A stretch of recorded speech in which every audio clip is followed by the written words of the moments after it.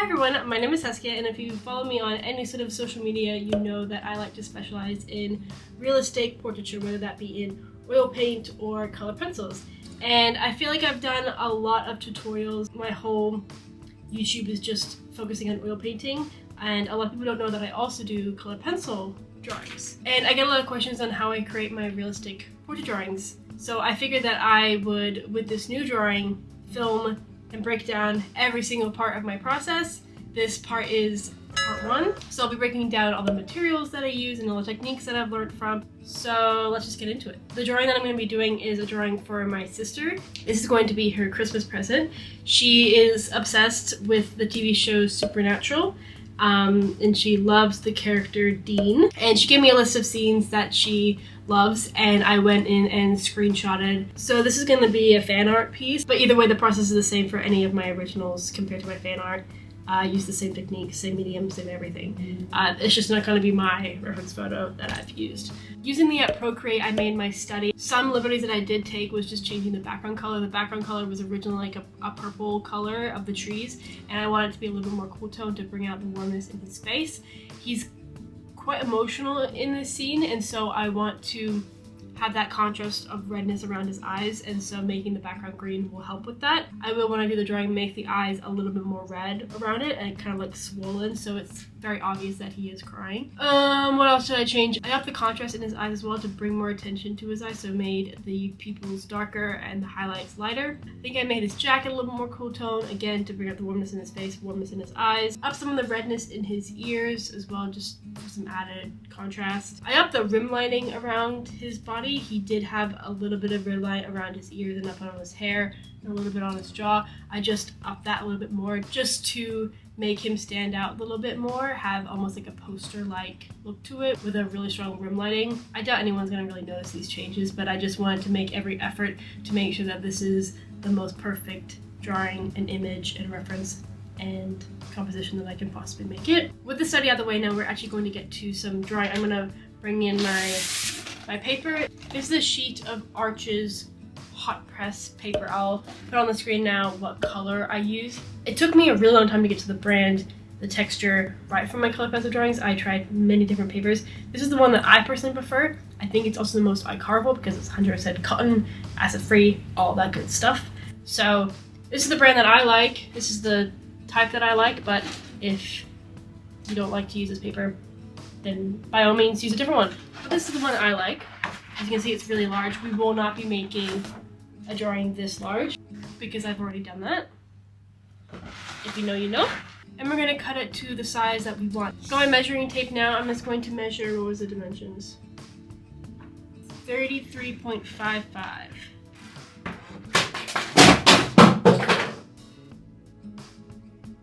The height is 42. Time to cut it out.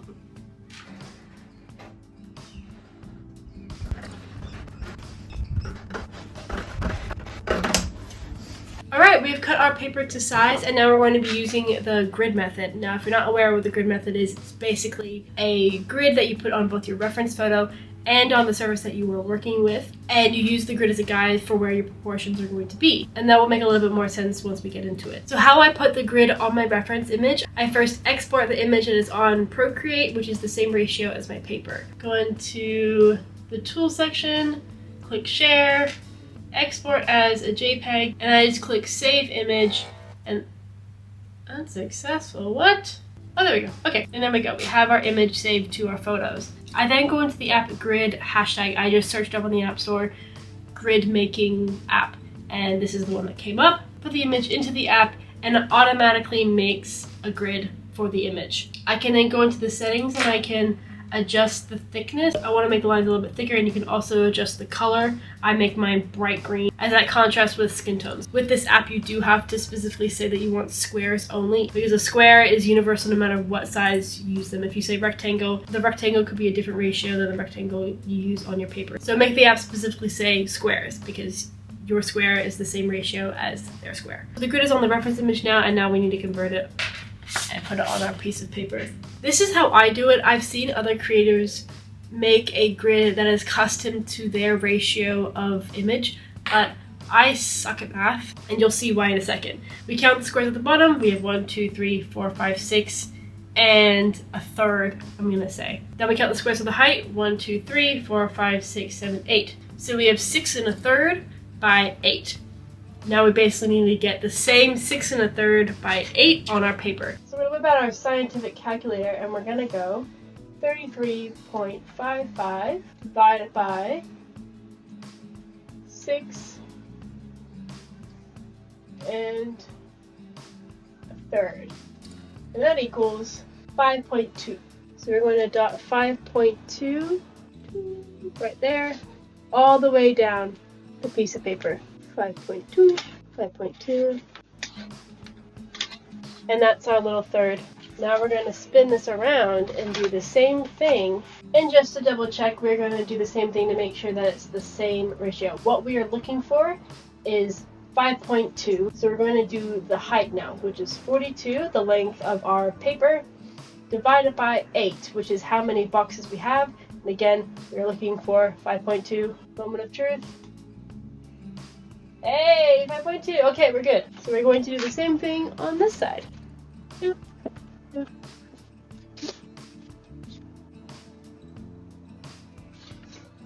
Okay, so I've marked up all of the dots at 5 centimeters and 2 millimeters all around, and now we're just going to connect all of them, and that will be our grid.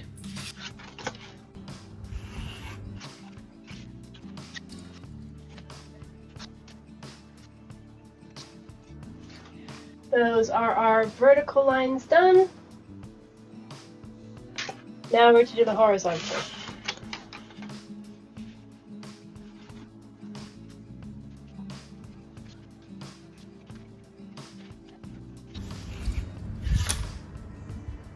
Okay, we have our grid done. As you can see, all the little squares that we've drawn out. Now this gets a little bit more exciting rather than just rolling stuff out. We're going to sketch the image and use the grid as a guide to get our proportions onto the piece of paper. I think I'm going to start in the top left-hand corner, which is this corner right up here. So I'm just going to sketch out what I see using the grid as a guide. That is where the hair sort of dips in around that corner there. I'm just going to do this for the entire image. For the pencil, I'm just using like a really cheap Bic mechanical pencil. I think it's like HB lead, which is nice and light. When I'm sketching out, I want to limit the amount of contact that the side of my hand is on the piece of paper, because my hand, it's, you know, full of oils and all these things, and if I'm constantly dragging it around the image, it's going to affect the texture of the paper. So what I do is I grab some pieces of scrap paper, just regular printer paper, and I just place them around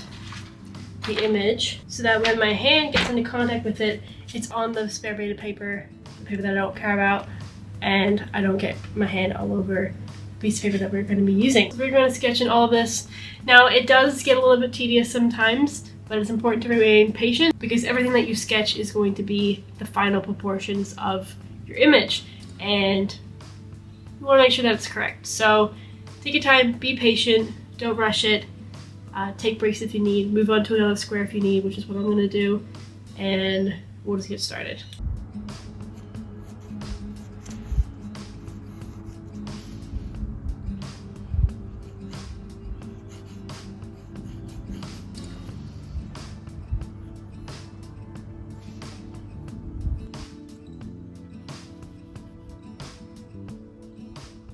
So I've reached a point in my drawing where I feel like I need a little bit more guidance, because the bigger the square, the more estimating that you have to do. If your squares are super small, the more guidance that you have because there's less space. And now with the eyes, I don't feel fully confident that I'm going to get these proportions exactly right because the squares are just a little bit too large for me. So what I'm going to do is put the gridded up reference image into Procreate. I know we're using Procreate. I swear, I'm not sponsored by them. I just love them a lot.